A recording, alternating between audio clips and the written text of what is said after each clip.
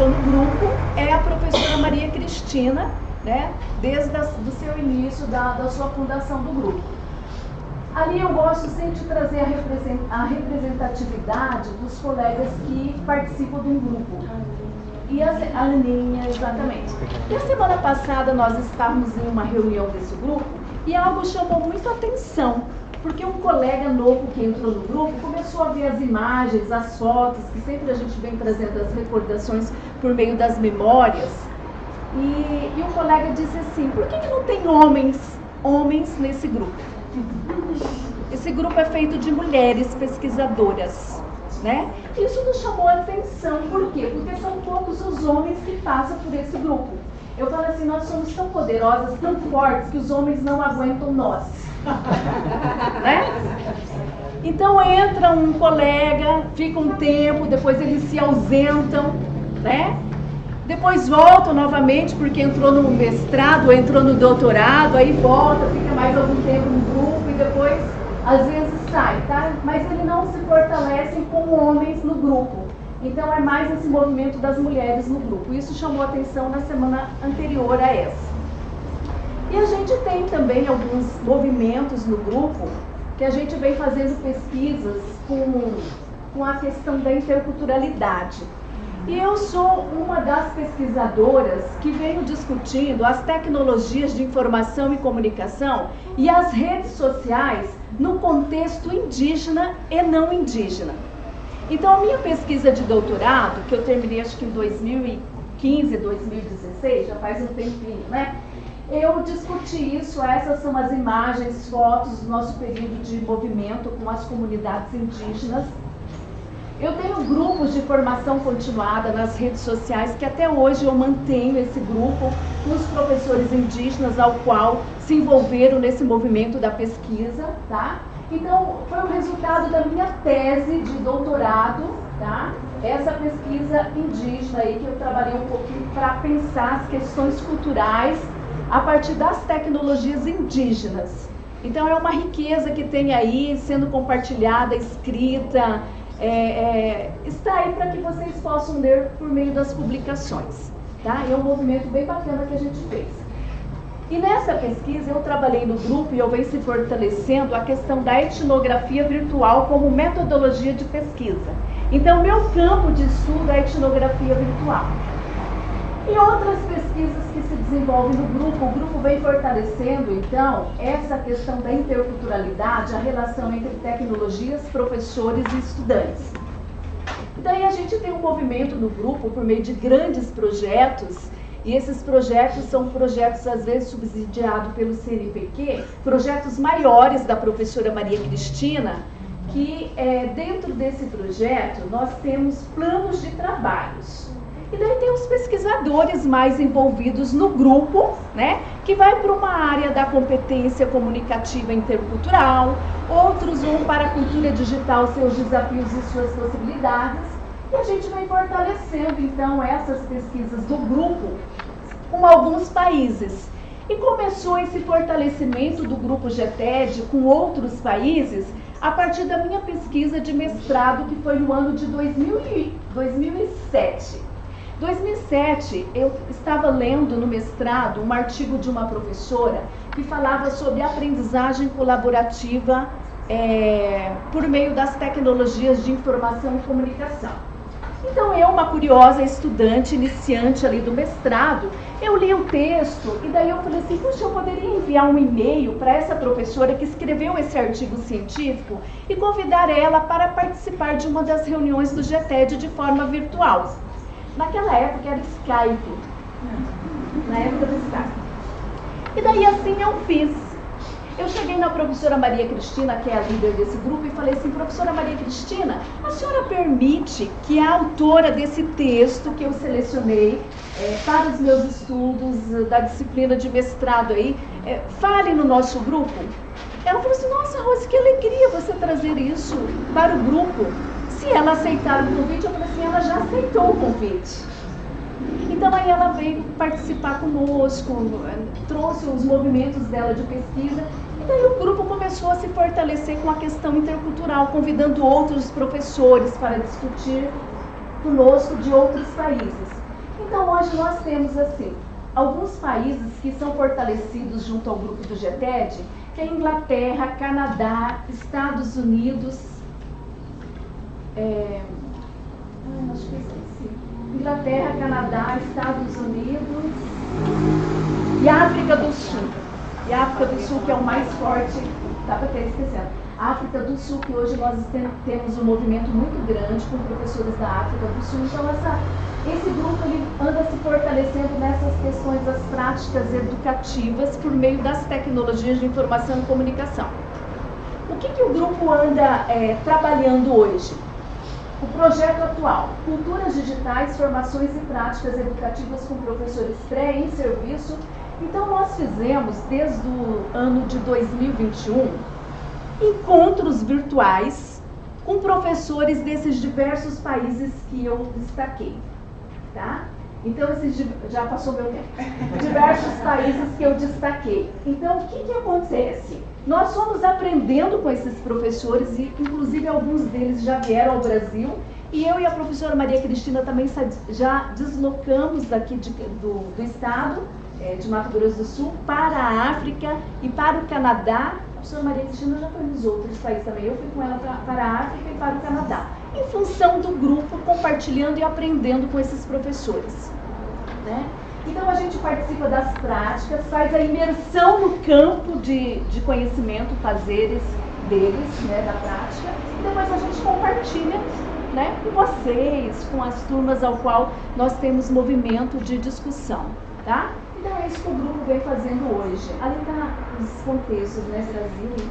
E é isso, gente, que eu tenho para apresentar para vocês. Meu tempo já passou. Essa daí é a professora Maria Cristina. Então a gente anda participando assim, de muitas reuniões virtuais e pesquisas e mostrando esses ciclos dialógicos ao qual nós aprendemos e nós compartilhamos com as pessoas, tá? Então tem muitas publicações, o grupo ele produz muito, bastante, eu digo assim, tá? Com seus pesquisadores. E daí, para continuar conversando com vocês, nós temos aí livros. Esse é o último livro que nós publicamos, não foi lançado ainda, vai ser lançado daqui uns dias, né? E daí eu faço um convite para que vocês possam conhecer um pouquinho mais. Eu acabei de chegar nesse movimento ansiosa, querendo falar muito e tal, mas amanhã nós vamos falar mais. Eu convido vocês para assistir, né, essa comunicação oral nossa, das 16 às 18, acho que vai ser a primeira no eixo 4, tá bom?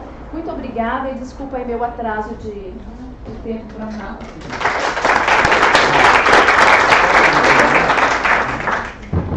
Gente, nesse processo da gente ir fazendo, quem sabe faz ao vivo, né? Vamos no ao vivo.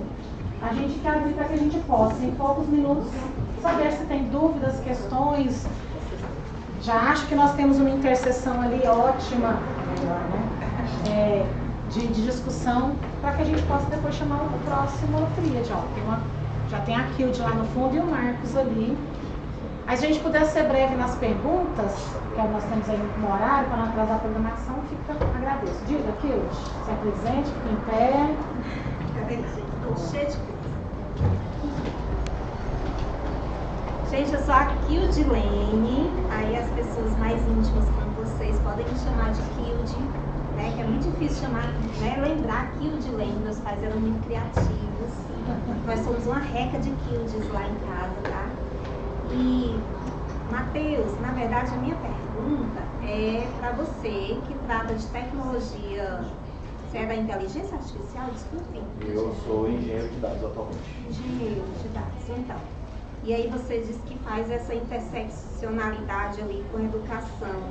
E eu gostaria de saber um pouco mais sobre isso, porque nós trabalhamos no núcleo de acessibilidade.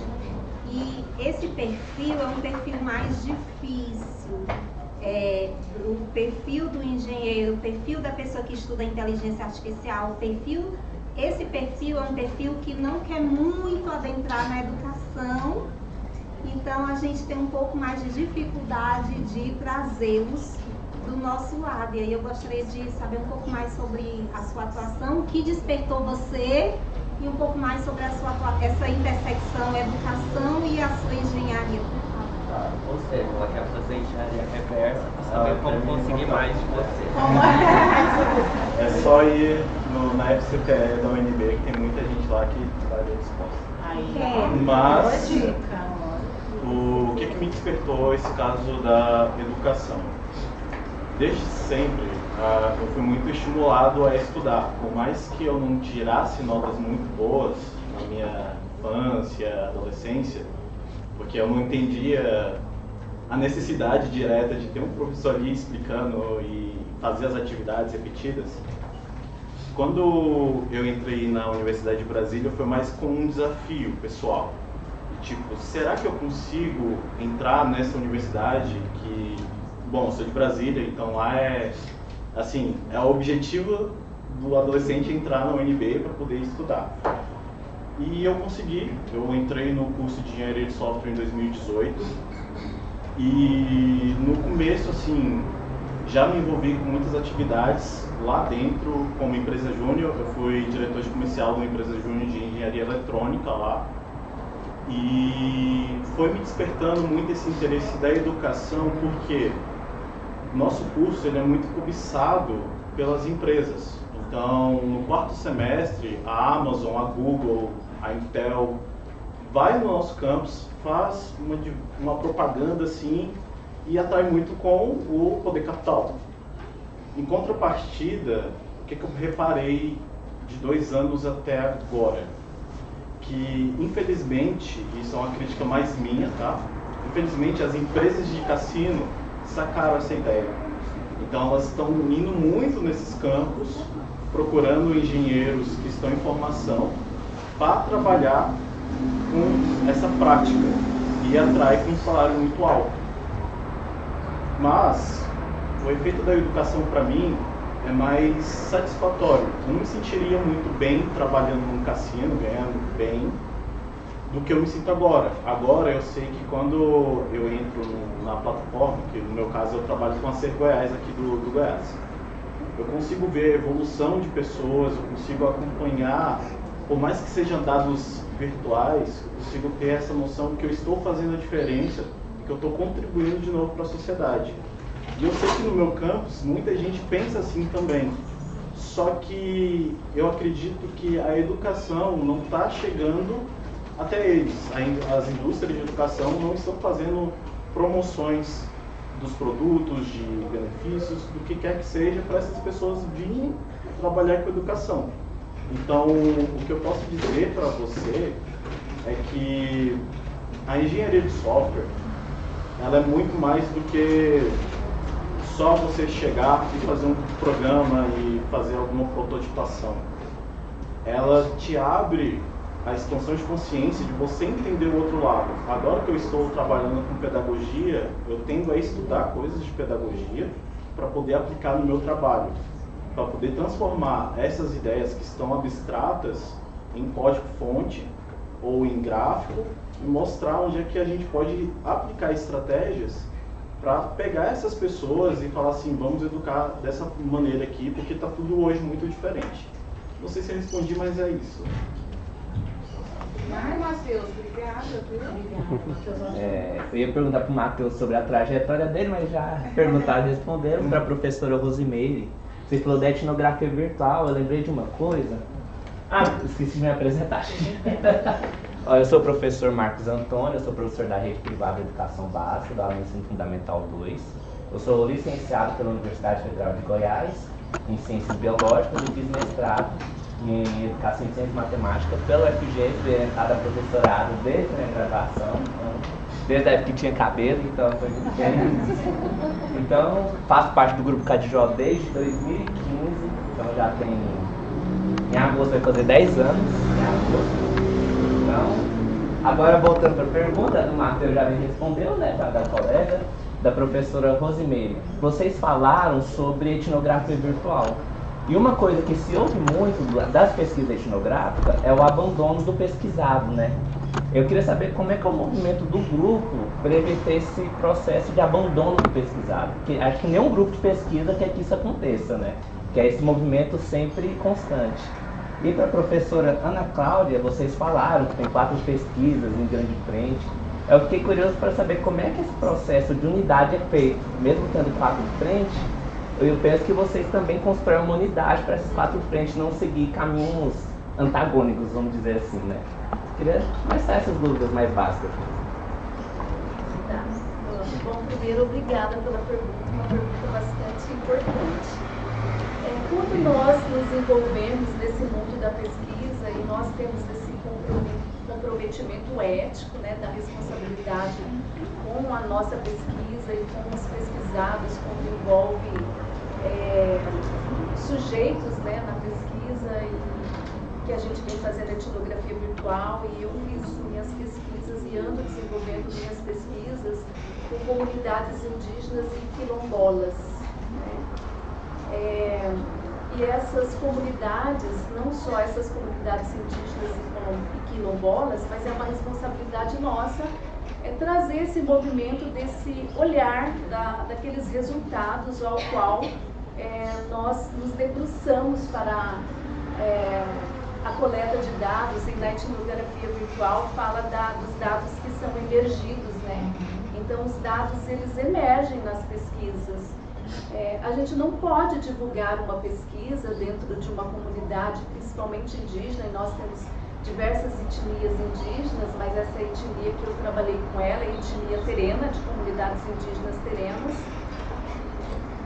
Então, para validar minha pesquisa, bom, primeiro que foi assim, quase 2 anos, passando pelo Comitê de Ética para aprovação, e depois pelo outro órgão que é Pesquisas Indígenas, esqueci, CONAP em Brasília, acho que é CONAP o nome do órgão.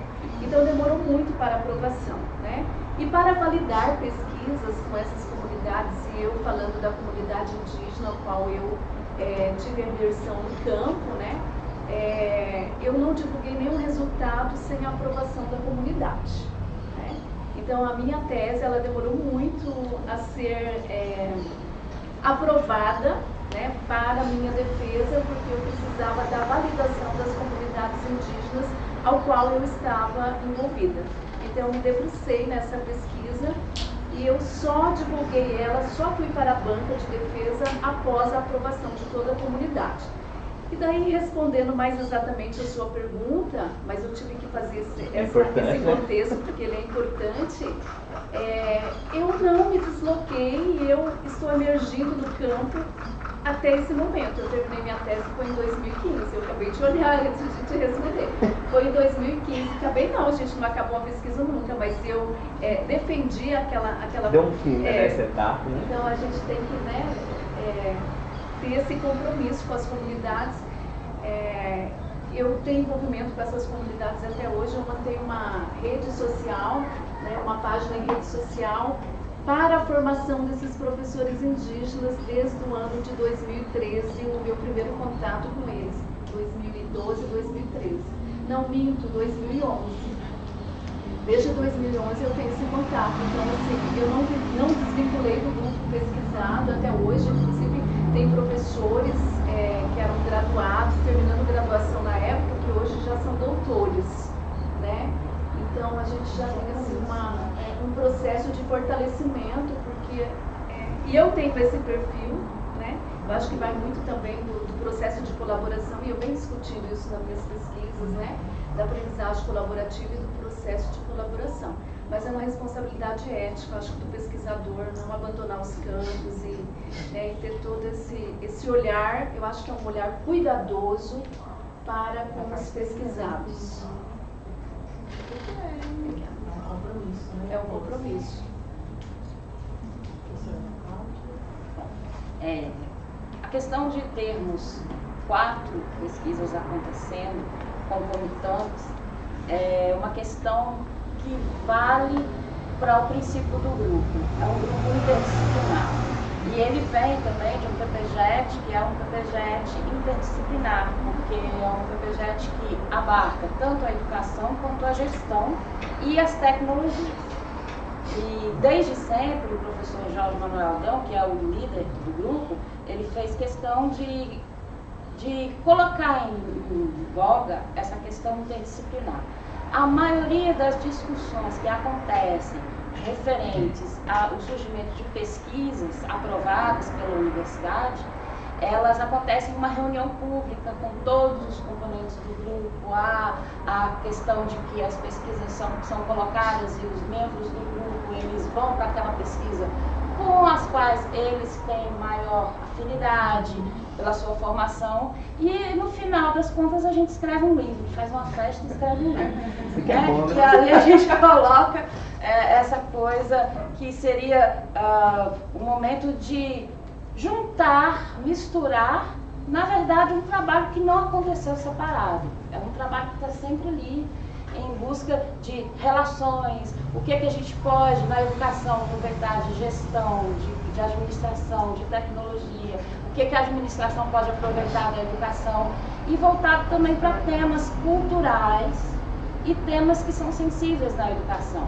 principalmente a questão das relações étnico-raciais, de gênero, e na educação, formação docente, preparando os nossos profissionais para uma sociedade diversa, uma sociedade que precisa estar atenta a essas questões dentro da universidade, mas não só na universidade, lá também no ensino básico, no ensino fundamental e assim por diante. Gente, muito obrigada, viu? Acho que abrimos. Que maravilha a gente poder ir se conhecendo, né? Rose e eu somos contemporâneas nessas turmas de doutorado, né, Rose? Se encontrava aí muito na época de doutorado, Anquete, Centro-Oeste, Exocinte. Podemos então, Kilde tinha comentado, Gisele e vocês, né, puderem se encaminhar aqui. Educação e tecnologia. Fiquem à vontade, Gisele, Kilde. Vou sugerir que Fernando. Estou falando Fernando, mas não é, né? É isso. É? Não, é porque é da dupla, né? Os apresentados é Kilde e Merilane, Fernando e a professora Juliane. Só porque eles têm uma projeção. Pode ser? Porque não fica a projeção em cima de vocês. Então, a professora Gisele fica à vontade. Gisele, só um minutinho, a gente está se profissionalizando aqui agora. Então, quando o tempo estiver para acabar, eu vou fazer sozinho, discretamente. Ele vai mostrar. 5 minutos. Nossa, gentileza, tá? Muito obrigada. Boa tarde a todos. É um prazer estar aqui com Joana novamente, que conheci mais ou menos recentemente, né? Sim. Pessoalmente. Eu sou a professora Gisele Ferreira, eu sou do Departamento de Educação lá da PUC do Rio, e eu tenho fazer 7 anos de PUC. Antes disso, eu passei 7 anos na PPG da Unesa, que é a Estácio de Sá do Rio, que tem um programa de pós-graduação em educação, e antes disso eu estava na Inglaterra. Mas eu só estou falando isso porque eu vou, para falar um pouco do grupo, explicar um pouquinho assim da minha trajetória, né? Meu grupo é o DEDTEC, é o grupo de estudos e pesquisas sobre discursos da educação e tecnologia. A gente está inserido no que está se configurando, né, como o campo dos estudos críticos da educação e tecnologia. A gente tem uma bibliografia, a gente tem parcerias, né, e a gente está construindo agora uma parceria com a Ara e Joana, e a gente tem parceria com alguns autores internacionais, que são as pessoas que têm tocado esse campo como uma coisa em si separada, ainda que ligada, né, de outros estudos que têm a ver com presença de tecnologia na educação. Então, no grupo, a gente tem pesquisas que elas estão focalizadas em discursos, e a gente está tomando o discurso como eixo teórico. O que significa isso? Que a gente tem teorização do discurso para fazer nossas pesquisas. A gente não tem coisas assim como coleta de dados, produção, né? Porque a gente prefere falar de produção de dados. Produção de dados por entrevistas com professores, entrevistas com diretores, o que pensam essas pessoas a partir do que elas dizem. Ok, mas a gente tem que ter uma teoria para poder dizer qual é a relação da fala, que as pessoas estão dizendo, né? Linguagem, pensamento e, mais importante de tudo, talvez a ação. Porque o crítico é crítico, o nosso nome, né? A gente não tem uma perspectiva especificamente existencial. a gente é aberto, assim, em termos teóricos, mas a gente tenta sempre conjugar, dentro de uma perspectiva bem aberta do que é a crítica, conjugar, a gente entender alguma coisa, talvez a gente reenquadrar o problema, né? Um dos problemas, eu acho, da nossa área de tecnologia na educação é que a tecnologia é a solução de tudo, né? O que a gente chama de perspectiva solucionista. Então a tecnologia vai entrar, não, vou resolver esse problema, teve pandemia, taca vídeo aula, faz não sei o quê, faz vídeo, resolver problemas. Mas às vezes a gente tem que rever o problema, às vezes o problema não é o que a gente acha que é. Quando a gente vai ao mundo, a gente vê que as questões são outras. Então, é parte de pensar criticamente, a gente tentar entender, talvez reenquadrar questões, né? Entender melhor as coisas que estão acontecendo no mundo e aí pensar em mudança, pensar em estratégias de mudança. Então, no grupo a gente tem várias pesquisas que pegam, assim, coisas como, no momento tem 3 ou 4 de orientandas e mais um projeto multilateral meu que é em cima de usos de IA. Né? Não sei, todo mundo está falando de inteligência artificial e eu já fico assim, eu quero outro tema, eu quero outro tema, não quero mais isso. Porque os discursos em torno disso, eles são muito bizarros. A gente tem muita coisa para disputar sobre aquilo que é dito sobre a IA. Tem que ficar um pouco técnico. A gente tem que conversar com você, Deus, e a sua galera. E aí eu vou voltar para fechar, para o começo, o que eu falei nessa minha trajetória um pouco. Porque eu comecei lá na engenharia. Então, eu entendo a necessidade, eu entendo o que é o barato de você fazer. Tem um problema técnico, você escreve um programa e pá! É muito bacana, dá uma alegria na gente. Mas a questão é que não dá para a gente levar isso para tudo, né? Então tem que ter uma conversa, as equipes de empresas, por exemplo, a gente tem uma pesquisa que fala equipes de empresas, muitas vezes tem ninguém que saca nada de educação. Você pergunta, as pessoas falam, Paulo Freire. Lindo. Não, pois é, mas já não leu nem a primeira não parte. faz a menor ideia. Então, essa conversa é muito necessária de interdisciplinar, né? A gente conseguir achar linguagens para a gente também olhar com um pouco mais de leveza isso, né? E eu vou fechar. A gente olhar isso tudo com um pouco mais de leveza, assim, no sentido de que a gente está na pós-graduação, além de fazer pesquisa, a gente está formando pesquisadores. Mas ser pesquisador é uma coisa dentro de ser humano. A gente está fazendo formação humana ali também. E aí, dentro dessa pegada do diálogo, dessa pegada crítica, eu acho que a gente lembrar que tem coisas no nosso mundo que a gente também pode questionar, que a gente pode ter uma formação mais afetuosa, até mais freiriana, né? Poderia ser. E tudo isso a partir dessa trajetória, para mim, é a partir de uma trajetória que eu fiz de áreas e uma preocupação com a linguagem, com aquilo que a gente fala e como a gente fala. Então isso é um pouco. Estudei muito tempo? Não. Olha lá, tá vendo? O coraçãozinho. Só para aproveitar, fica o convite para ouvir. Olha quem chegou aqui. Aproveitar um pouco mais, conhecer mais o trabalho da professora Gisele na mesa sobre tecnologia e trabalho. Tecnologia no trabalho e formação docente, Kelly e Caio Antunes vão dialogar sobre a assunto e eu vou ter o prazer de agora eu falei. Aí a gente tricota mais, né? Dá para conversar mais um pouquinho, mas a gente pode tricotar mais lá com tranquilidade. Kill de e-mail. Kill de e-mail, exatamente. Faz parte do critério de seleção, para entrar no núcleo de acessibilidade. 1,53 m, um nome difícil. E uma simpatia única. E muito sangue no outro também. Então, vou primeiro tentar situar, tá? Eu sou uma cearense que já trabalhou, já foi servidora da UEG, que já trabalhou na UFMT e que Cuiabá não é quente, é uma cidade calorosa. Não sabe mal da UFMT, que é do meu core. Então, amo a UFMT e sou muito feliz no UFG. Que bom. Né? A gente se esforça pra Não tem esforço algum, gente. É nato. Então, aqui na UFG nós trabalhamos no núcleo de acessibilidade. Coordenadora pedagógica e coordenadora administrativa.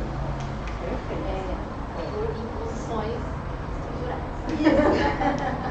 Vulgo falta de outra pessoa pra Sim, por favor, em breve.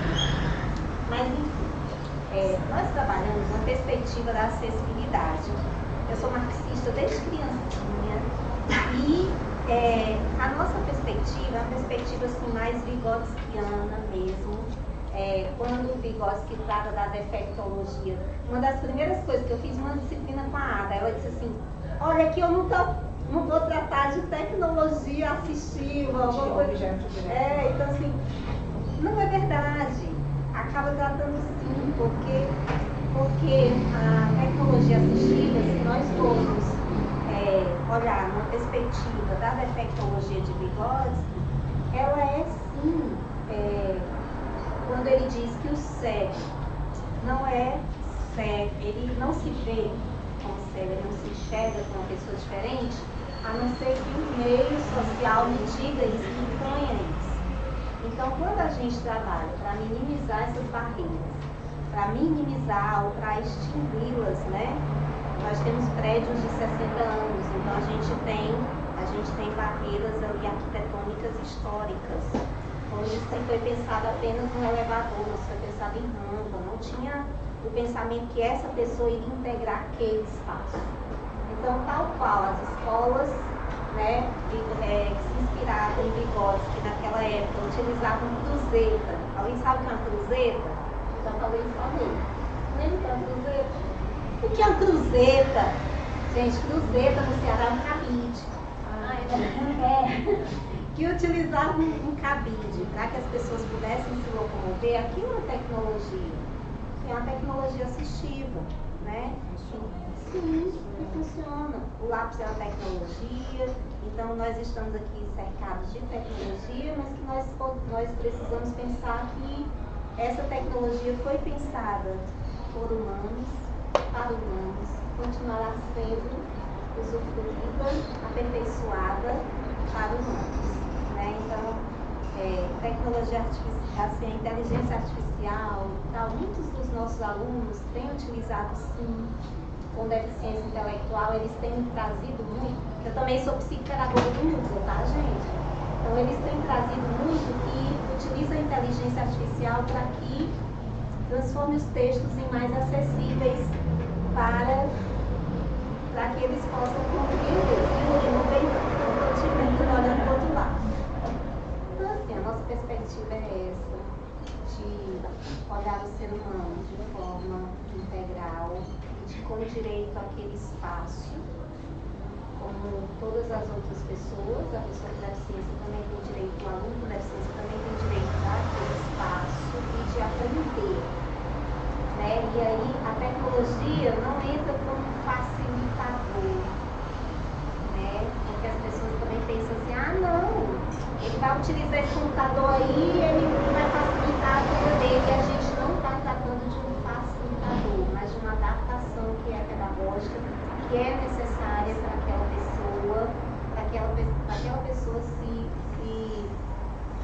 para aprender, para que aquela pessoa possa se desenvolver com os demais estudantes. Essa é a nossa perspectiva. E eu já implorei para fazer parte do CAJO, já me aceitaram, eu mesmo fugi, eu mesma volto. É sobre isso, Eu mesma fugi, eu mesma volto, mas é isso. Ela faz só 273 coisas, gente. Aí, de repente, Kilde aparece, de repente, Kilde some. De repente, Kilde aparece, de repente, Kilde some. Gente, eu não tenho rede de apoio, eu sou do Ceará, eu não tenho rede de apoio. A Ada já foi minha rede de apoio, obrigada, Ada, eu nunca esquecerei. Já lhe disse que nunca vou esquecer. Não esquecerei mesmo. Então, assim, eu não tenho rede de apoio. Então, tenho 2 filhos, marido, emprego, vida, colegas de trabalho que é rede de apoio. Então, é isso. Uma das outras. Então, aqui, a vida é muito, muito corrida, mas vale muito a pena, né? A vida presta, a vida presta. Então, eu quero aproveitar essa oportunidade para fazer o link para a próxima apresentação. Meu primo está aqui, uma piada interna, depois eu explico para vocês. Eu sou formada em letras, né? Estou em acessibilidade e passei pela EAD. Então também sou membro do GEAD. Por isso que é a brincadeira, porque na última apresentação que nós fizemos juntos, uma pessoa veio e falou: vocês são primos? Porque tem uma sintonia tão boa. Mas eu também reforçar que a gente trabalha lá no núcleo, que aí as pessoas nos veem sempre no operacional, que também é parte do nosso trabalho, né? De pensar concretamente soluções para problemas reais que estão acontecendo. O objetivo e a tecnologia é um foco do nosso estudo justamente para trazer soluções. Uma ferramenta, um objeto, uma ferramenta e também como parte do processo. Para a gente refletir, eliminar barreiras ou minimizar essas barreiras, né, quando não for possível eliminá-las, para trazer à tona as relações, né, para permitir que as interações aconteçam, para permitir que os processos de ensino e de aprendizagem também aconteçam. É isso.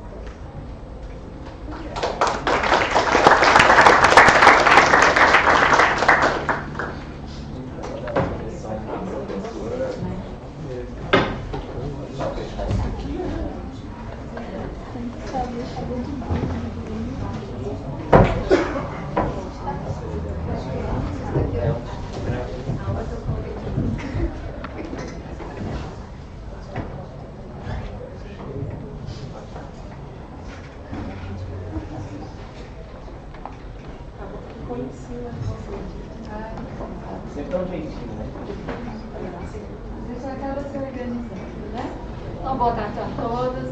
É um prazer estar aqui dialogando com vocês sobre pesquisa. Questões tão importantes, né? Para que a gente defenda aí sempre a nossa educação. Bom, nós viemos, Fernanda e eu, e agora a Miri, apresentar o GEAD, grupo do qual foi onde eu conheci o Johnny também, ali nós participamos, porque nós fizemos doutorado quase na mesma época, né? Um edital de diferença. Então, nós também fizemos parte da construção, de certa forma, do grupo de estudos e pesquisas em tecnologias e educação à distância. Esse grupo é liderado pela professora Daniela Lima, da Faculdade de Educação da Universidade Federal de Goiás. Hoje ela é coordenadora do Programa de Pós-Graduação em Educação e a gente vem construindo com ela, sob a liderança dela, uma trajetória do grupo de estudos e da rede de pesquisa EAD Centro-Oeste, que está sempre atrelada e vocês vão perceber à medida que nós fomos aqui apresentando esses temas, tá? Então, o GEAD foi constituído em 2014 como projeto de extensão da Faculdade de Educação da UFG e em 2015 ele participa, iniciando as suas atividades, ele participa da primeira chamada pública de um projeto de pesquisa da institucionalização da educação superior à distância nas universidades federais do Centro-Oeste. E ali vem se constituindo, então, um grupo de pesquisa que se preocupou, nos primeiros anos, a discutir a nossa regionalidade aqui, que nada mais era do que educação à distância, dentro do contexto da região Centro-Oeste. Em 2017 foi constituído o primeiro seminário de educação à distância aqui em Goiânia. Eu não estava nesse seminário, portanto eu não sei os participantes dele. 2018. Oi? Olha só. Onde a Daniela ganhou. Onde ela ganhou para fazer parte do processo. E aí, só fazendo uma observação, a Daniela tem muito orgulho que ela conta em qualquer lugar que ela vai, que o primeiro orientando da Daniela foi o John. Ela tinha também uma composição de orientandas, todas mulheres, e ele veio para desconstruir isso na história de orientadora. Ela conta isso em qualquer lugar que nós vamos, viu, John? E aí, em 2018, no segundo seminário, em Campo Grande, nós tivemos também a participação no segundo edital de pesquisa, que depois o Fernando vai resgatar, como segundo momento a gente chamar de pesquisa, para discutir a política de expansão da educação à distância no Brasil, trabalhando a regulação, qualidade e a inovação de pesquisa. 2020, e aí eu comecei em 2018, foi o primeiro seminário que eu participei, nós tivemos ali o terceiro seminário, onde nós discutimos em formato online, por conta da pandemia, nós discutimos ali a educação à distância no Centro-Oeste e algumas discussões ainda preliminares sobre o momento que nós estávamos vivenciando naquela época, né? Que era do ensino remoto emergencial. Então, esse seminário veio para marcar um espaço histórico de finalização da primeira pesquisa sobre o Centro-Oeste, como também de discussão do ensino remoto emergencial. E aí, 2020, também marca-se ali a discussão, compreendendo o ensino remoto emergencial, compreendendo o uso da tecnologia na educação e discutindo ali os trabalhos docentes. E especificamente do trabalho docente foi onde minha tese entrou. Discuto até hoje a perspectiva do trabalho docente nessa educação mediada pela tecnologia na educação à distância. E aí, 2021, a gente tem um novo formato do grupo de estudo, onde a gente amplia ali as discussões para além da educação à distância e a tecnologia utilizada no contexto. Nós começamos a discutir ali, no âmbito da participação do grupo,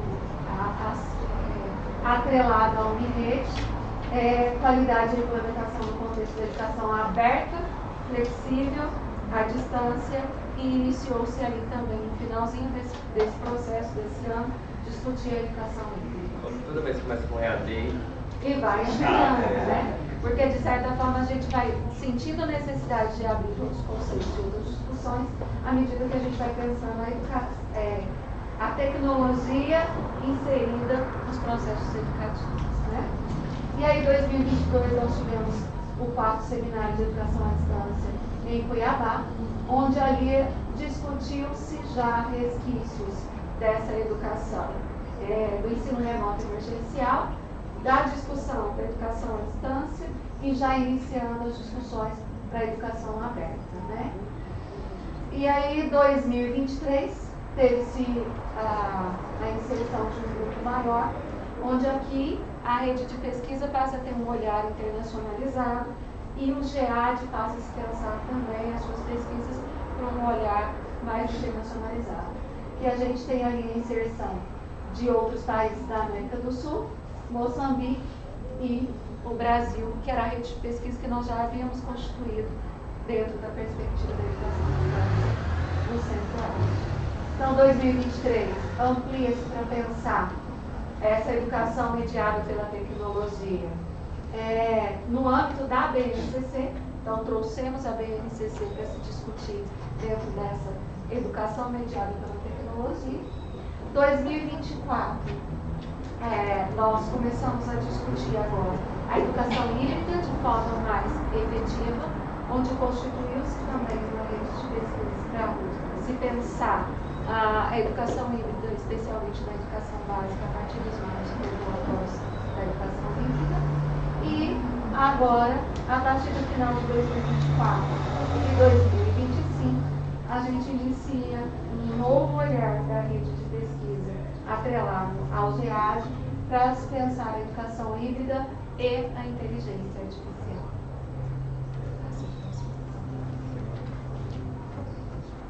Então, aí eu vou falar de um desses desdobramentos. A gente tem entendido o GEAD como um guarda-chuva dessas outras pesquisas. A gente começa, então, pela rede de pesquisa, do qual, onde eu conheci a Ana Lara, a gente está puxando a galera que é do GEAD, fica todo mundo por aqui.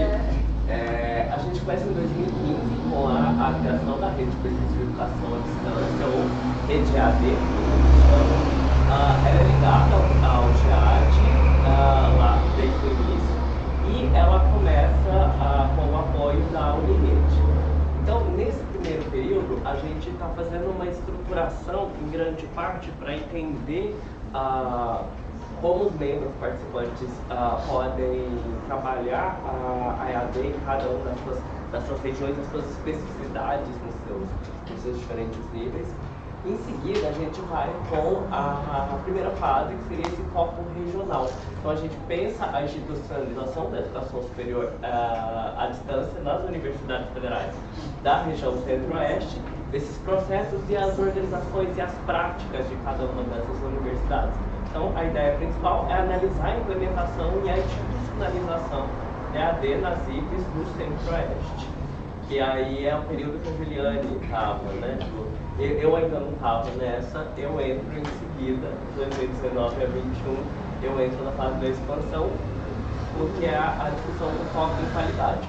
Então a gente vai falar das políticas de expansão da educação à distância no Brasil, regulamentação, qualidade e inovação em questão que aí a gente abre a EAD para mais possibilidades, inclusive. Analisar a qualidade e a inovação da EAD no Brasil e propor um referencial de qualidade. Essa proposição do referencial de qualidade foi o eixo das discussões durante todo o período e eram bastante acaloradas. De 2021 a 2024, agora bem mais recente, a gente tem a fase da internacionalização. Então, da mesma puxada ali que o Jair traz, a gente traz para a rede de pesquisa a qualidade e a regulamentação no contexto. Aí aqui é onde a gente trabalhou junto. A educação aberta, flexível, à distância. No Brasil, e aí a gente primeiro começou como América Latina, aí depois virou internacional. Atualmente desse grupo, e a gente mantém ela para o atual, agora que vai entrar na quarta fase, México, Brasil, Argentina, Moçambique, Portugal, Honduras, acho que é isso. E aí a gente começa agora uma nova fase, que é o desenvolvimento do Observatório de Educação Híbrida, que a gente fez a logotipo agora bastante recente. A gente está desenvolvendo dentro do GEAD esse observatório, dentro da rede de pesquisa dentro do GEAD, o Observatório de Educação, com essa ideia de monitorar, analisar e disseminar práticas para qualificar a educação híbrida, levando em consideração todos os países membros da rede de pesquisa atualmente. O que é importante também, só resgatar para a gente finalizar, que nessa produção de conhecimento científico, na reflexão crítica sobre educação à distância, sobre as políticas públicas de educação à distância e aberta, cada uma dessas fases da pesquisa nós temos produtos, né? Relatórios, e-books, artigos, que podem depois. A gente está no processo agora, tanto do GEAD, por causa do observatório, a gente está na remodelação completa do site. Então, o site do observatório, com muita esperança, sai e muito em breve, umas 2 semanas. E aí a gente tem essas publicações, elas estão na gráfica da UFG, é possível encontrar, mas em breve a gente tem de volta elas no site.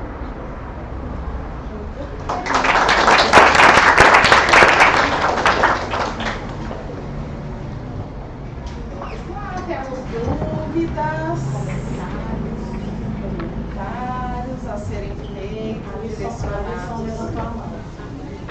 Alisson quer fazer. Alisson, uma pergunta. Dê um parabéns para eles, né? Parabéns? Estão de parabéns? Oi, gente. Aí, ó, elogio de criança. É sincero. É sincero.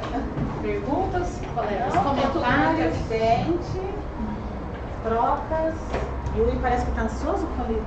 Marcos na frente. Não, é do. Deu o nome. Fernando? Voltou. Para o grupo GEAD, é porque vocês falaram do observatório da educação híbrida, da definição.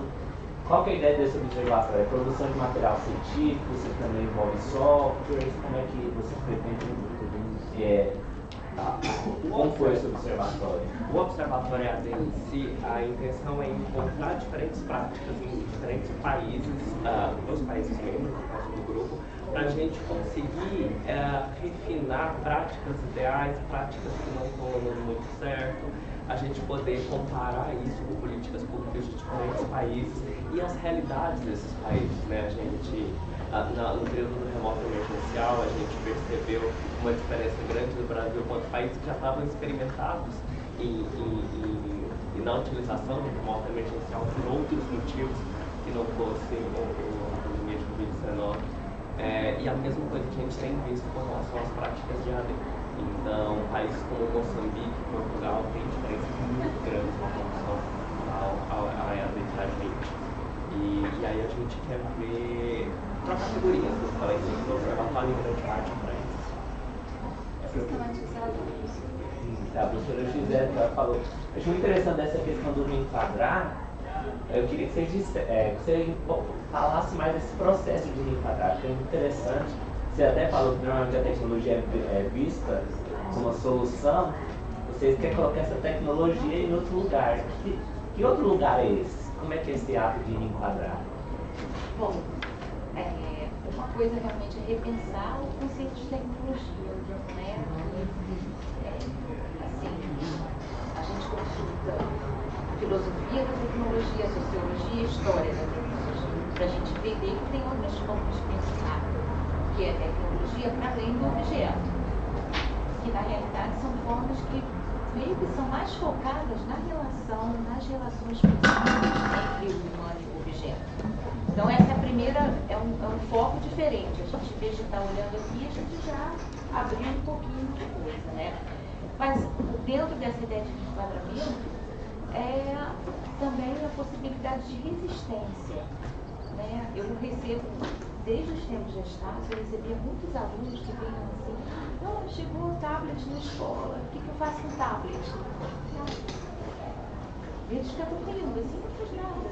Por que você tem que fazer alguma coisa com isso?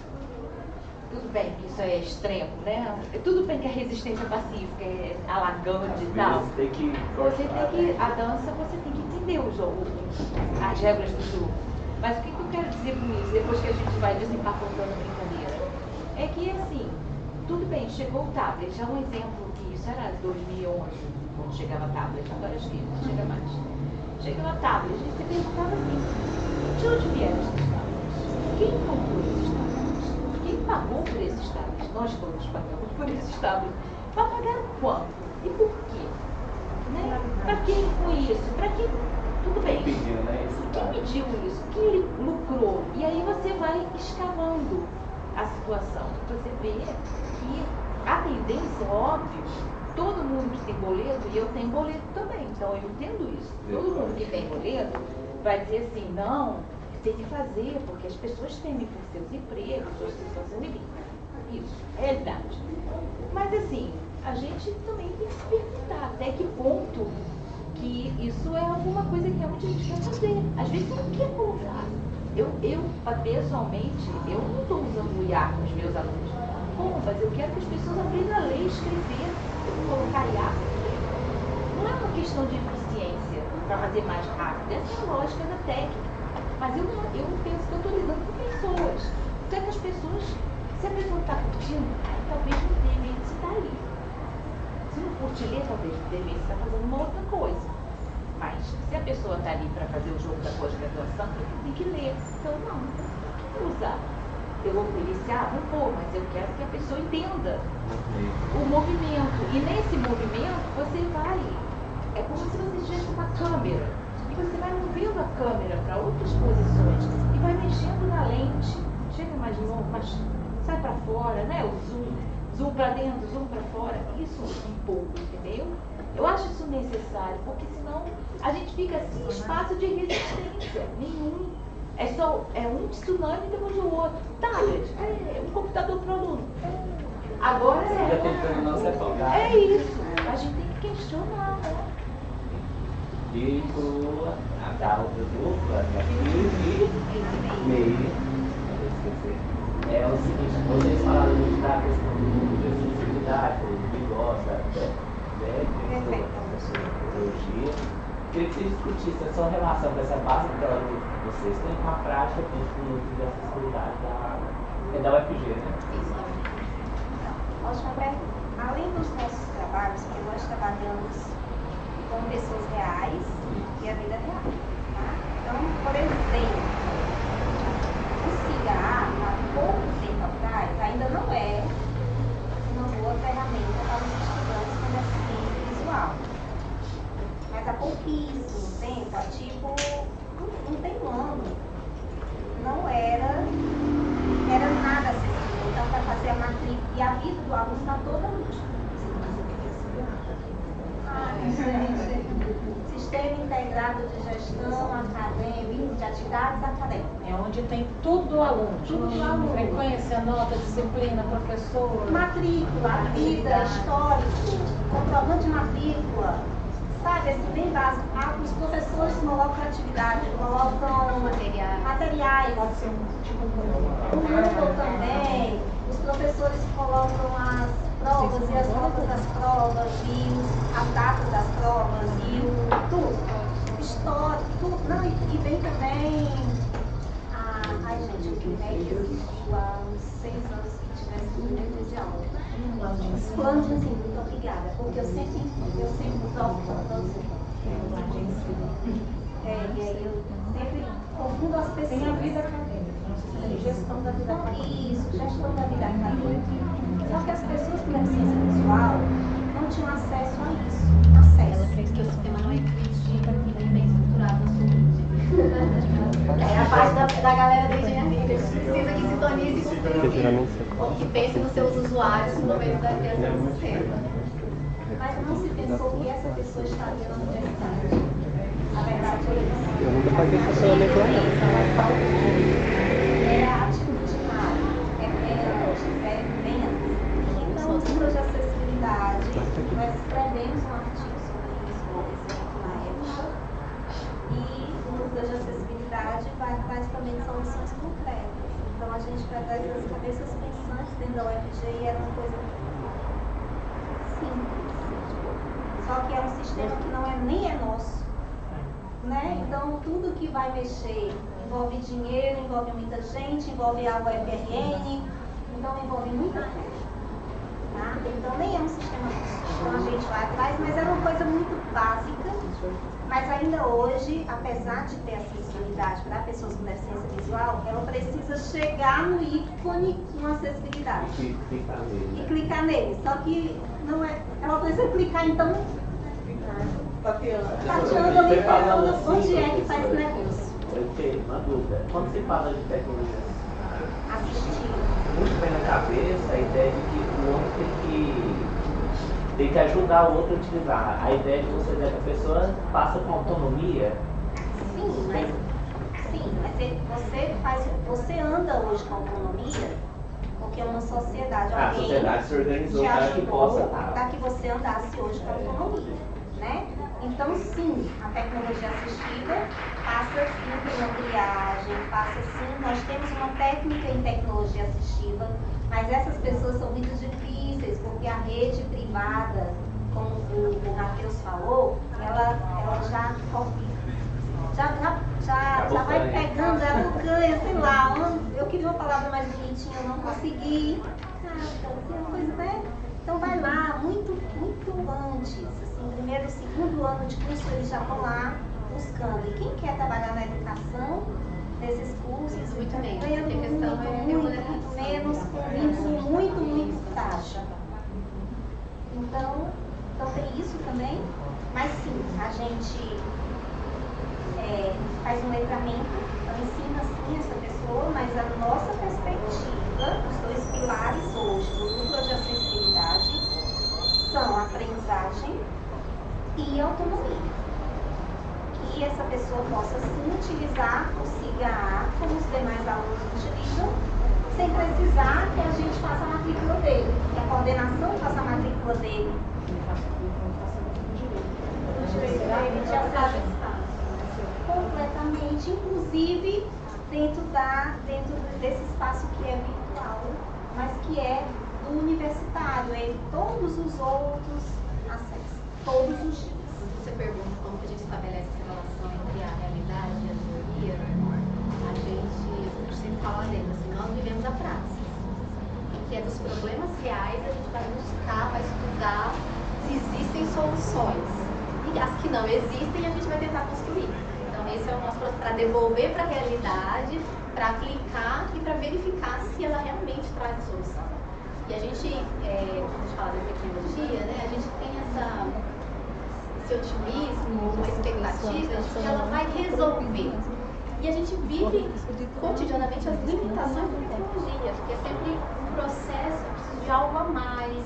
Quando a gente acha que o sistema está, né, tem um sistema que dá conta disso. Mas, né, estamos citando aqui situações muito concretas relacionadas à deficiência visual e deficiência física, que são mais visíveis, né, e a gente consegue ver essas barreiras de forma mais explícita.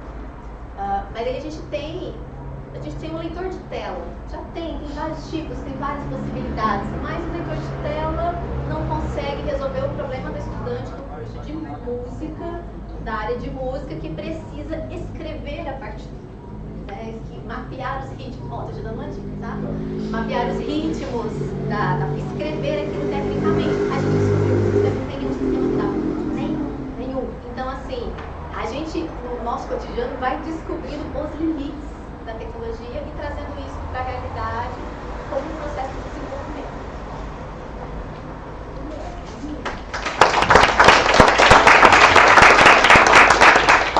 Acho que vocês entenderam porque eu falei para a Kilde que eu ofereci a disciplina de Educação e Comunicação, de Tecnologias lá no DPGE, que quando ela fez, a gente não vai dar conta dessas especificidades de hoje, não.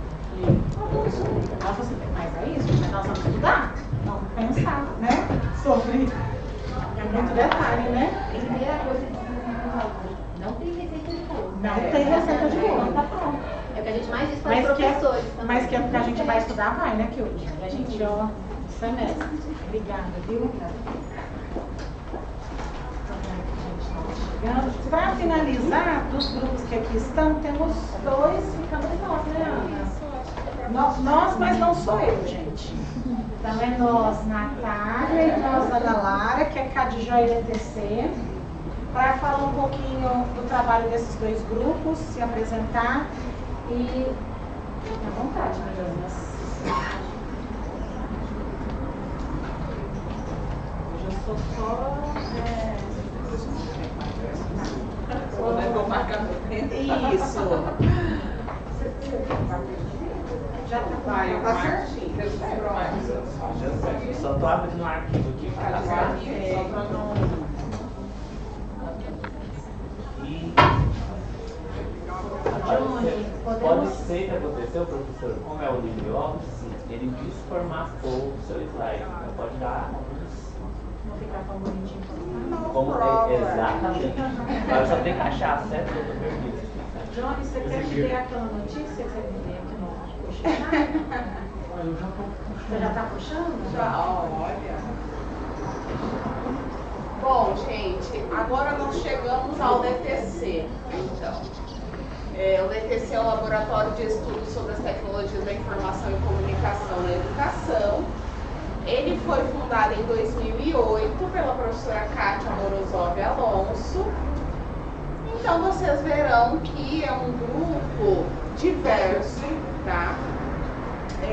Composto por 5 professores diferentes, então isso acho que é um ponto importante e que nós vemos em outros grupos, né?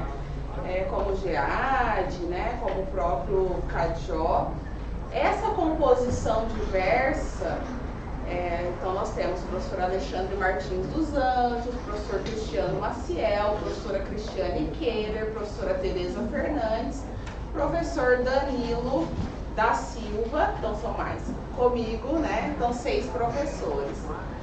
Eles trazem diferentes olhares, e é isso que eu queria mostrar aqui para vocês um pouco hoje, focando nas produções do grupo, para vocês terem essa dimensão de que nós estamos, o LETC já busca, desde a sua fundação, esse trabalho coletivo, né? E aí eu aproveito sempre para retomar, porque eu acredito que foi uma grande ideia mesmo, uma boa ideia do evento, que é trabalhar essa metáfora, essa ideia das mãos que se conectam, né? Então o DTC tem sido esse grupo A professora Kátia Morozov Alonso, ela se aposenta no ano passado e, de fato, toma uma decisão de não mais seguir a carreira acadêmica como alguns outros fazem pós-aposentadoria, né? Manter ali a pós-graduação, a pesquisa. Ela disse, olha, de fato, a minha missão, eu já cumpri, a minha contribuição eu já dei. E essa contribuição central dela foi juntar esses diferentes professores. Num espaço em que muitas vezes se convida à competição, que é muito ruim, né? Então pode passar para a gente, por gentileza. Vocês verão que aqui eu não ficarei lendo, mas nós temos uma diversidade de dissertações, e aí nós tomamos aqui como referência os anos de 2023, 24 e 25, mais recentemente, cuja discussão, né, sobre as temáticas e tal, a gente pretende trabalhar em um texto científico, olhando para essa diversidade produzida pelo VTC. Então, quando vocês virem cada sobrenome, cada nome, elas são pessoas que foram orientadas por diferentes professores desse LTC, né? Pode passar para a gente, por favor.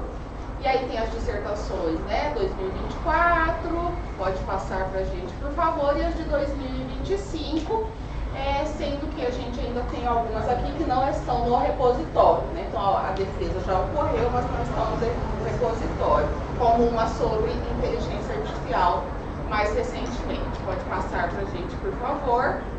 Aqui eu trouxe o panorama para vocês, tá? Então vejam as temáticas centrais, né? Cultura digital, inovação pedagógica, tecnologias digitais, feminismo na educação, direitos autorais e imagem, competências digitais, ensino médio e tecnologias, acessibilidade e inclusão, formação continuada, políticas avaliativas.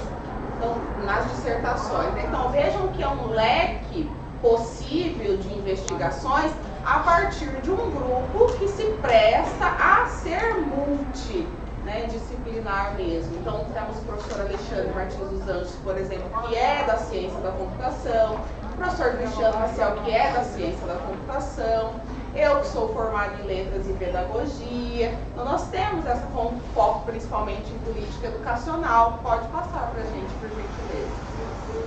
Então, as nossas produções, elas também acompanham essa diversidade de focos dos professores, né? Em relação às teses, é ao mesmo movimento, tá? Então, as teses de 2020, a tese de 2023, de 2020, as teses de 2024, a tese mais recente de 2025. Aqui é apenas o levantamento que mais vai interessar, depois o compilado, né, que eu gero aqui para vocês. Então, vejam, em 2023 nós temos uma tese sobre computação desplugada, investigada no âmbito do grupo. Em 2024, tecnologias digitais e ecologias de aprendizagem, que foi uma tese indicada para a CAPES, né, naquele prêmio de teses da CAPES, porque ela de fato cumpre todos os requisitos e é uma pesquisadora que realmente teve destaque, né? Ela tem assim, muitas publicações nesses 4 anos, mais de 15 publicações, entre elas revistas, enfim, né, artigos científicos, e mais recentemente sobre o novo ensino médio extinto, né, da Valesca então Gonçalves de Lima. Pode passar para a gente, por favor. Então vejam os temas, né, desse grupo diverso, que é composto, que compõe aí o LTC, composto por vários professores. Atualmente, então, falei da aposentadoria e não falei. Então, quem assumiu, né, a gestão, aí a coordenação do grupo LTC? O professor Cristiano Maciel, que era o vice-líder do grupo, vice-líder da professora Kátia, e eu assumi, então, agora a vice-liderança do grupo LTC, mas nós temos sempre essa perspectiva de trabalhar colaborativamente, né? Então, atualmente eu estou como co-orientadora de trabalhos do professor Cristiano, ele está como co-orientador de trabalhos de algumas das minhas estudantes, e a gente tem feito isso ao longo dos anos no LTC. Então vejam que os temas realmente eles são diversificados, tá? Dada essa natureza do grupo desde 2008, não é algo que se constituiu assim quando a professora Kátia constrói o grupo com todas essas pessoas, né? É um grupo grande, pode passar para a gente, por favor. No nosso último relatório, que nós entregamos com a saída da professora Kátia, nós tínhamos em 4 anos de pesquisa registrada do LTC, essa mais recente que a gente fechou, mais de 520 produções, né? Mais de 520, deu 528 especificamente, porque passa no nosso departamento, né? Então eu me lembro que realmente chama atenção. E é isso, essa diversidade vai produzindo então muita coisa boa, né? A partir dessas mãos juntas aí. Então, né, nesse período mais recente, desses 3 anos, esses 7 trabalhos, 5 dissertações e 2 teses, qual que foi o tema predominante? Tecnologia da educação. Tá? Pode passar para a gente, por favor, tecnologia na educação. Na sequência vem inovação pedagógica, políticas educacionais, muito por conta dos vieses, então, dos professores, né? Especificamente, a gente tem como eixo comum a cultura digital. Então, quando a gente olha para o novo ensino médio, por exemplo, no âmbito da política educacional e dessa reconfiguração toda que houve, né, na etapa final da educação básica, a gente pensa, então, o público, que são as juventudes, no plural, essas juventudes diversas, frente a uma cultura digital, que, inclusive, é muito presente no documento do ensino médio, justificando inclusive a reforma, tá? Justificando que precisa de um currículo novo para um jovem do tempo presente, né? Então a gente sempre tem esse eixo comum da cultura digital, mas com os diversos enfoques. Pode passar para a gente, por favor. Então aqui estão temas que também perpassaram aí as pesquisas, né? Formação de professores, inclusão e acessibilidade e avaliação educacional. Vou chamar a atenção para esse último aspecto, muito no sentido da plataformização, que é um fato constatado na rede estadual mato-grossense, ali, né, materializada sobretudo na capital, que é esse uso da avaliação frente às tecnologias como modo de aprimoramento, né, de aperfeiçoamento do ensino, que é isso que está no documento, mas que na verdade a gente vê que está mais ligado a controle e meritocracia, né? Porque a avaliação, então, nesse sentido da plataformização, ela foi atrelada mais recentemente no estado de Mato Grosso à AGR, que a gente fala, que é a gratificação por resultado. E o resultado ele se dá nesses espaços digitais comprados, né, de empresas privadas para o controle aí do rendimento, né? A gente até brinca, antes é o detergente que a gente falava, rende ou não rende, agora são pessoas. Tá vendo se rende ou não rende. Pode passar para a gente, por favor.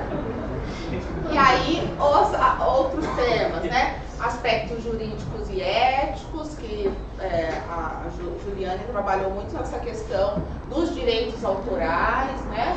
Perspectivas conceituais, né? A aula, qual é a ideia de aula frente à cultura digital, frente à inteligência artificial.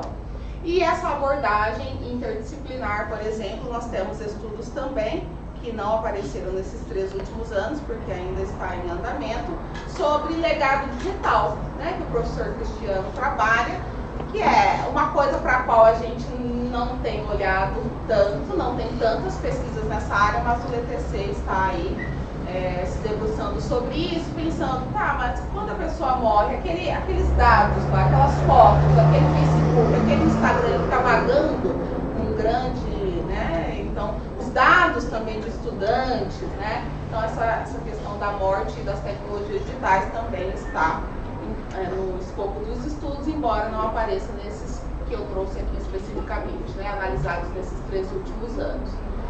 E aí aproveitei, como eu e a professora Ada, né, estamos aqui, eu à frente do GT16 da região Centro-Oeste, junto com a professora Cláudia Araújo, né, a quem eu menciono e deixo um abraço. E a Ada aí à frente do GT16 Nacional, eu pensei, vou olhar também, né, para essa participação ali em Jataí, que foi a última Amped regional, como que o LETC veio, né, participar do GT16, quais os temas que nós trouxemos, quais discussões nós propusemos.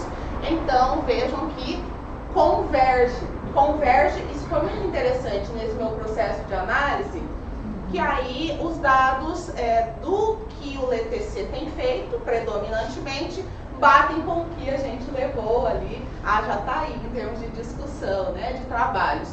Tecnologia na educação aparece como maior parte dos trabalhos, ensino médio, muito por conta, então, das estudantes que eu oriento, focadas na etapa final da educação básica, e essa ideia da inovação pedagógica, né? Então revela, como eu trouxe aqui, tendências semelhantes às encontradas nas dissertações e teses do LETC, o que seria mesmo um movimento de mostrar, então, né, a esse caráter de conclusão, essa importância desses momentos nos eventos.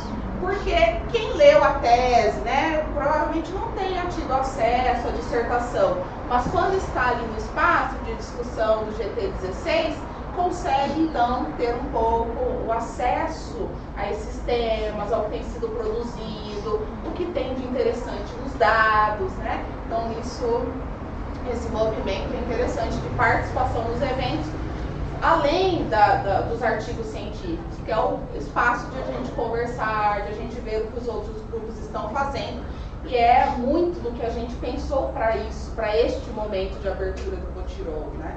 De a gente ver o que as pessoas de perto de nós estão pesquisando e ampliar as nossas redes também, né?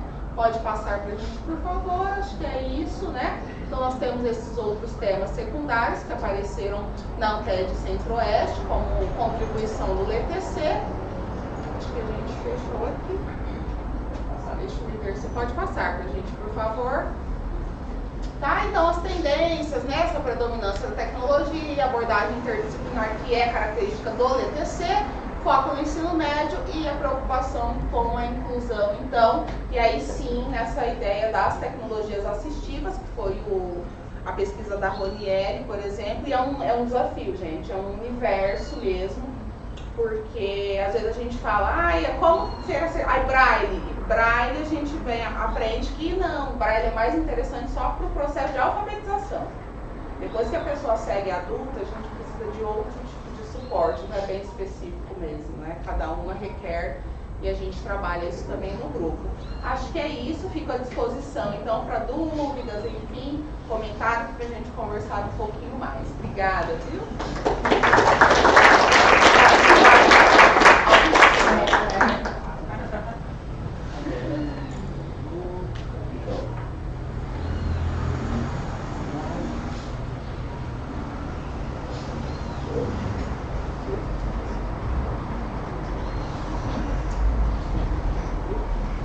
Bom, boa tarde. Meu nome é Natália, né?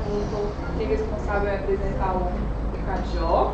E antes, né, de falar do CADJO, quero muito agradecer a presença de todos. Nós do CADJO ficamos muito felizes em encontrar outras pessoas que se interessem pela temática que a gente discute, pelas produções dos grupos de pesquisas, não apenas o nosso, mas os nossos pesquisadores parceiros que estão nesse evento. Então, né, já de antemão, deixo as boas-vindas e espero, né, que todos aproveitem aí os próximos dias. Tenho certeza que teremos discussões muito importantes. Então, é isso. E para falar do CADJO, né, que o CADJO, diferente de outros grupos, o CADJO não é uma sigla, né, que a gente é comum, a gente vê em outros grupos. O CADJO ele é um nome, né, vou explicar um pouco sobre ele, que é o nosso grupo interinstitucional de estudos e pesquisas sobre as relações entre as tecnologias e a educação. Pode passar, Marcos. Bom, o CADJO foi um grupo que foi criado em 2007 pela professora Joana Peixoto, né? Então esse grupo foi criado quando a professora Joana Peixoto estava vinculada à PUC Goiás, né? Atualmente a professora Joana Peixoto é professora desta casa, né? Do Instituto Federal de Goiás, campus Goiânia. E ele é um nome que é dado pelos índios caiapós à brincadeira que muitos de nós conhecemos como cama de gato, né? Aquela brincadeira que a gente faz, né, com as linhas na mão, né, que gera sempre figuras diferentes, né? A gente tem diferentes possibilidades, né, de construção dessa cama de gato. E daí nós entendemos que o CADJO representa como nós compreendemos as relações entre tecnologia e educação, que é um contínuo que pode se configurar de diferentes maneiras, né? A depender dos sujeitos, a depender do contexto. Então, nós não temos um tipo de relação, um tipo de construção, mas nós temos diferentes possibilidades. Então, nós entendemos que, né, CADJO reflete, né, aquilo que nós entendemos dessas relações entre educação e tecnologia.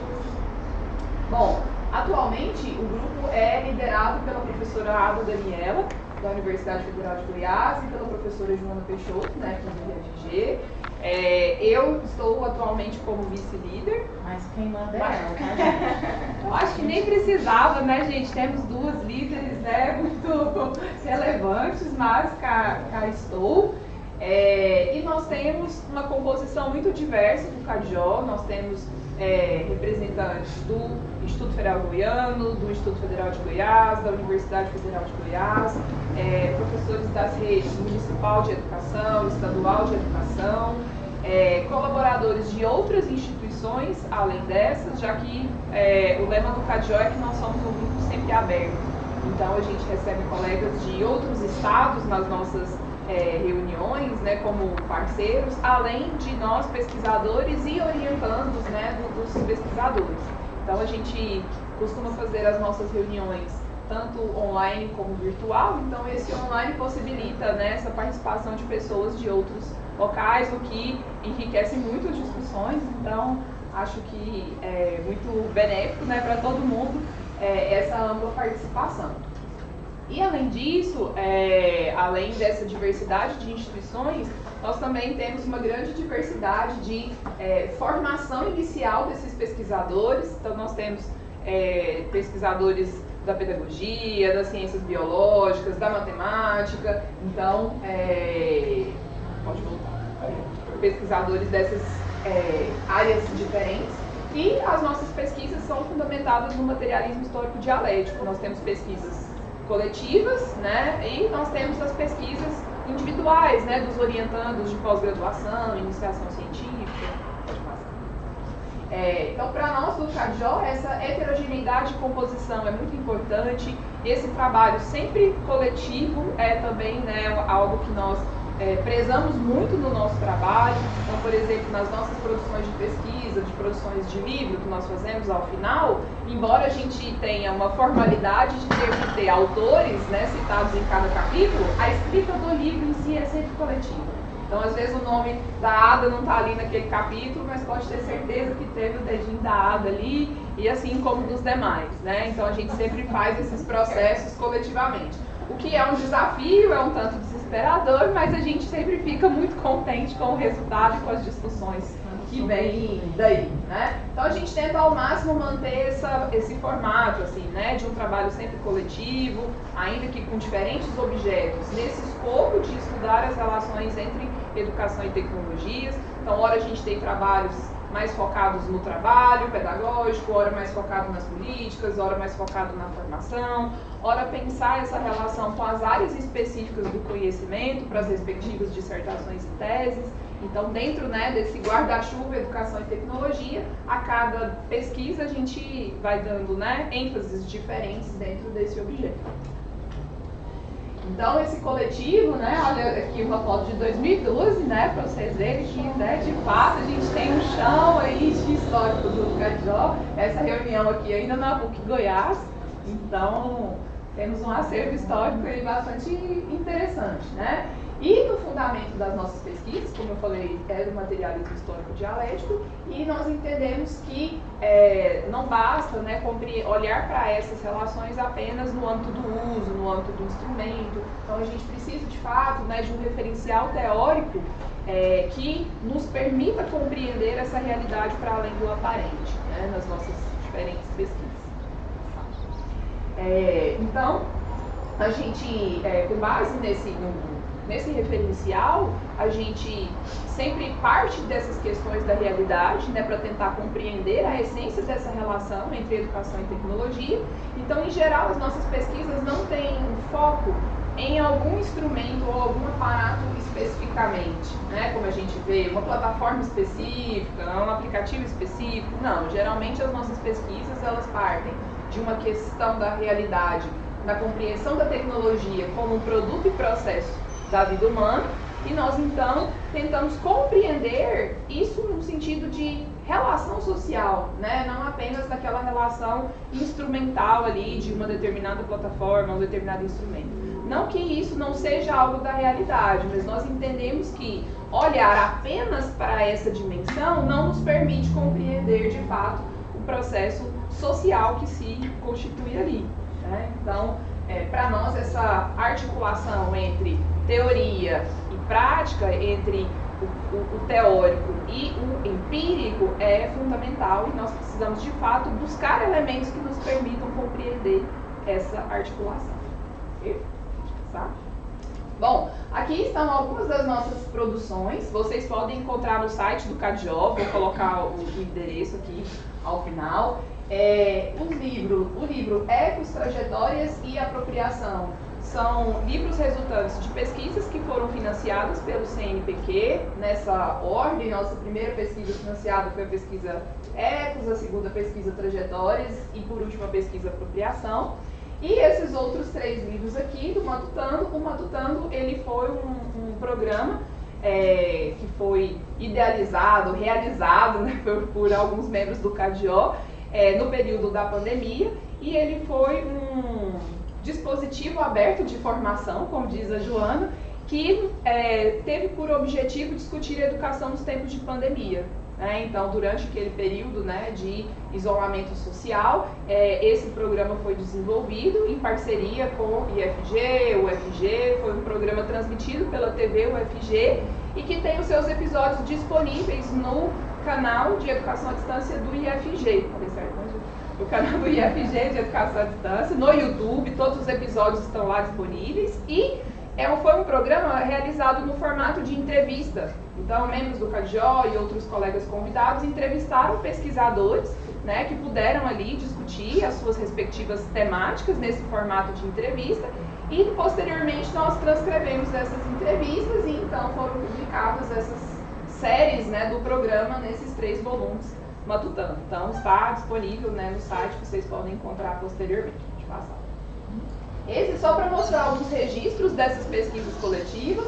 Aqui a gente tem um registro dessa pesquisa Ecos, que foi a nossa primeira pesquisa financiada, em que nós investigamos professores, essa relação entre educação e tecnologia com professores da educação básica estadual aqui em Goiás, né? Então o objetivo era compreender melhor os processos formativos que esses professores tiveram, né, ao longo aí da sua vida profissional, em que nós percebemos, né, por essa pesquisa, nós pudemos compreender que essa formação que eles receberam e que eles, né, puderam compartilhar conosco são formações que se limitam a uma dimensão instrumental, tem foco muito no uso dos aparatos, do instrumento, então nós pudemos perceber. E no CADJO sempre a nossa análise, né, de uma pesquisa, ela nos leva a um questionamento e construir um próximo projeto, pode passar, Marcos, e que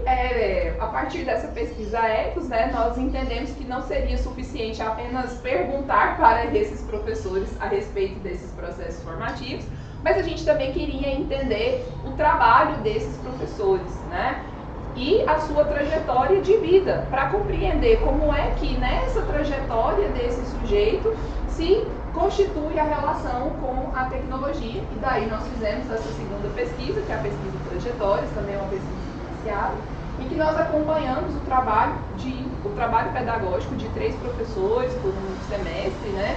E, é claro, não só o trabalho com tecnologias, mas compreendendo ele enquanto um sujeito determinado socio-historicamente, né? Em que nós pudemos compreender que esses professores, né, que o trabalho desses professores, eles têm uma racionalidade, eles expressam uma racionalidade que não se submete totalmente a uma lógica determinista e instrumental da tecnologia, que esses professores apresentam elementos de resistência a essa lógica que se impõe em relação ao trabalho, né? Pode passar.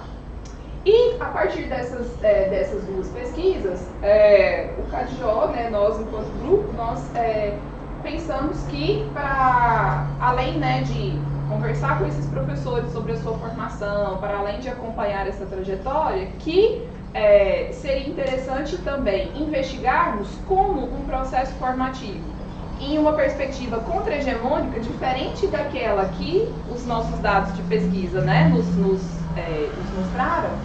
Então, nos interessou investigar como um processo formativo, de uma perspectiva contra-hegemônica, poderia, então, contribuir para o processo de apropriação da tecnologia. Então, nós fizemos uma parceria com um centro de formação de professores da rede municipal de Aparecida de Goiânia, e nós, então, fizemos um projeto, nós chamamos, né, de ciclo formativo, em que nós pudemos, com alguns desses professores dessa rede, então, trabalhar uma outra proposta, né? Uma proposta que articulou a dimensão pedagógica e a dimensão sobre a discussão de tecnologia, diferente, né, dessa... Pode passar, Marcos? Então, foi um projeto formativo muito interessante, também realizado coletivamente, discutido o seu passo a passo coletivamente, né, no decorrer de todo o projeto. Nós planejávamos, replanejávamos esses encontros, discutíamos aí, né, todos os passos da pesquisa, e foi um momento muito importante para o CADJO, porque nós não estávamos ali apenas, né, como professores ministrando uma formação, mas também entendendo esse processo como uma construção coletiva, e que nós do grupo de pesquisa também fazemos parte dessa construção coletiva. Então foi bastante interessante. Passar. Aí aqui, ó, nós temos aí cursistas fazendo a cama de gato, né, do CADJO, como uma dos momentos aqui desse projeto formativo. Então, ao longo dessa trajetória do CADJO, né, nós temos buscado avançar na compreensão dessa realidade e das suas múltiplas determinações, né, que estão ali relacionadas com a educação e tecnologia. Essa relação se estabelece entre os sujeitos com o aparato e com o conhecimento, né, os conhecimentos de áreas específicas. Então nós entendemos que é um processo, né, e que nós só fazemos isso coletivamente com os nossos parceiros de pesquisa, nos nossos trabalhos de orientação. Então, por isso, o realizar esse evento, né, já era algo que o CADJO já vinha pensando há bastante tempo e que finalmente tivemos a oportunidade, né? Ano passado conseguimos o financiamento para poder trazer os nossos parceiros de pesquisa. Então, todos que vocês encontrarão por aí participando das mesas redondas, apresentando trabalhos, são parceiros muito importantes do CADJO, né? Então, nós temos Mato Grosso do Sul, Rio de Janeiro, temos uma nova parceira internacional, Minas Gerais. Então, para vocês verem que, de fato, né, o nosso espírito é ampliar essa rede de parceria e fazer isso cada vez mais coletivamente. Pode passar. E aqui foi um curso de, só para finalizar, né, para vocês verem que esse é o nosso trabalho coletivo. Aqui nós temos nesse mesmo auditório, coincidentemente, nós realizamos um curso de extensão que foi realizado em 2018, que inclusive nessa época já era da vontade do CADJO organizar um evento, né? Nessa época nós organizamos, nós fizemos um curso de extensão e ficamos pensando, nossa, e se a gente amplia isso, né, para um evento? E cá estamos, né? Alguns de nós estamos aqui novamente, continuamos jovens, né, como vocês podem perceber.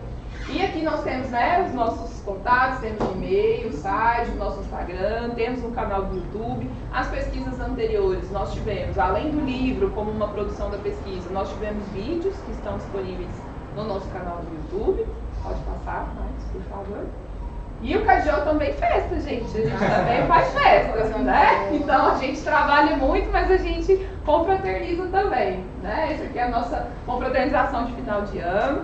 Então, mais uma vez, muito obrigada e sintam-se muito convidados a participar do CADJO conosco. Vai ser uma grande satisfação receber vocês no nosso grupo. Obrigada.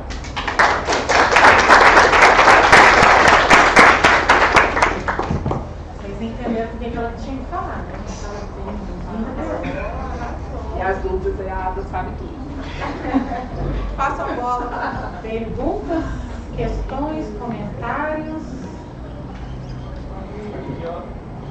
Diga, Kilde. Ana Lara,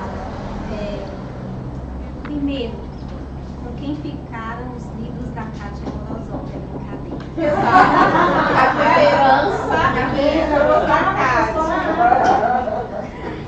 Aceitamos. Se ela não tivesse para quem doar, isso aqui, gente, a biblioteca inteira, né? Não sei o que ela fez. Ainda tá lá. Ainda tá lá? A sala dela tá montada. Eu acho que preciso visitar Cuiabá. Ela fez uma doação, na verdade, para que a sala dela seja a sala do ETC. Que então tá intacto. Tá pra nós, agora somos nós, viu, filho? Nada dela. E eu também queria, não sou a melhor pessoa para falar do nome de ninguém, mas eu entendi Ronieri, a pessoa que pesquisa tecnologia assistiva e tudo. E eu gostaria muito de ter acesso à pesquisa dela. A Kátia que orientou, inclusive foi a última orientanda da Kátia, ela deixou mais essa contribuição e eu fico aí com essa responsabilidade de te passar, né, o contato da Ronieri. O contato da Ronieri eu trabalho, viu? Porque realmente, para vocês tem absolutamente tudo a ver com a discussão que vocês colocaram aqui. E pronto, gente. Se essa parte não serviu para nada para ninguém, para você cumpriu absolutamente o objetivo que é ampliar a rede, é isso, né? É isso. Obrigada, viu? Pode deixar. Mais colegas? Queria só fazer um adendo no CADJO, que é a necessidade do grupo também. São 5 programas de pós-graduação diferentes que integram o grupo CADJO, né? Então é PPGE, e aí eu já deixo desde já o agradecimento a todas essas instituições parceiras do evento Potiron, o PPGE da UFG e o PPGE do IFG. Tá travando, né, gente? Aí tem o PPGCM, que é Educação em Ciências e Matemática, da UFG. E tem o PPGCM, que é Educação em Ciências para Ciência e Matemática, do IFG Campus Jataí. Tem o Prof. EPT do IF Goiano e tem o Prof. EPT do IFG. A gente não podia facilitar, até isso ficar tudo... Esqueci alguém dos programas? Acho que não. Então eu preciso agradecer a esses 6 programas de pós-graduação que nós, pesquisadores, que é uma característica que Rose falou, a Cris é maravilhosa, né? Que a gente vai ficando.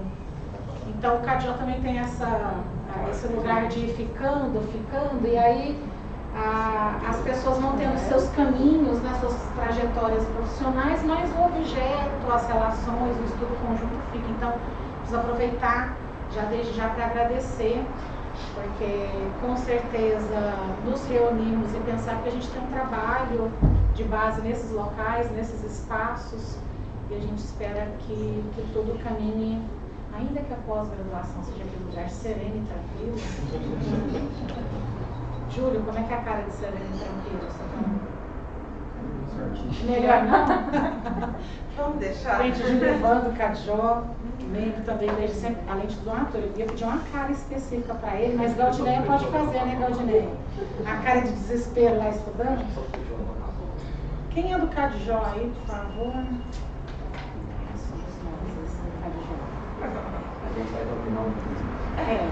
E para transformar, né, Júlia? Porque a gente quer outro mundo, não esse. E em nome dessa parceria, não só, como eu falei, de PPGs internos, que a gente entende que está tudo dentro do CADJO, dentro do possível, mas as parcerias que são muitas, para a gente, como a Natália falou, são muito especiais. Eu deixo aqui a nossa primeira lembrancinha, que é a professora Ana Lara.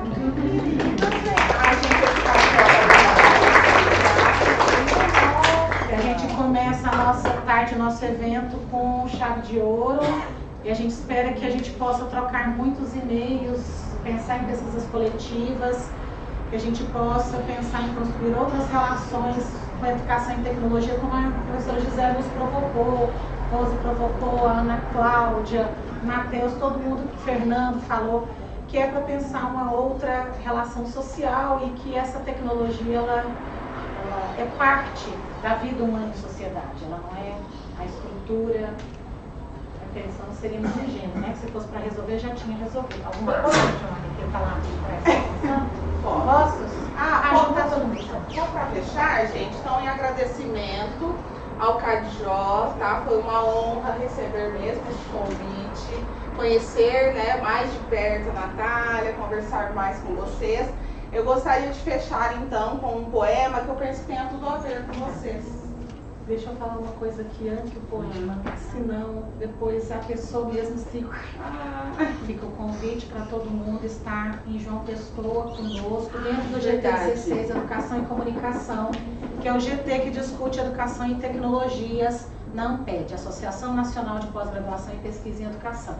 Tá? Então, a Associação Nacional de Pesquisa e Pós-Graduação tem um grupo de trabalho que se debruça sobre educação e tecnologias.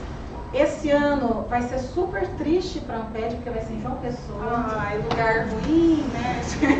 Vamos ter que fazer este esforço e fica um super convite para que todo mundo possa estar conosco.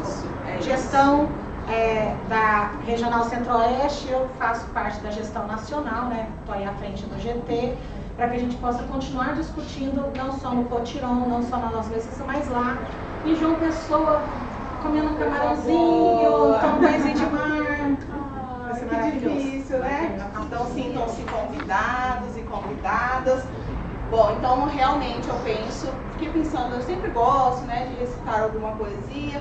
Foi o que mais tem a ver com realmente, desde a recepção, todo esse carinho que vocês viram, né, das pessoas com todos nós. E aí é a do Fernando Anitelli. Se te disserem que está errado ou errada, que não vai S na cebola, que não vai S em feliz, que o X pode ter som de Z e CH pode ter som de X, cuidado. Acredito que errado é aquele que fala correto e não vive o que diz. Muito obrigada!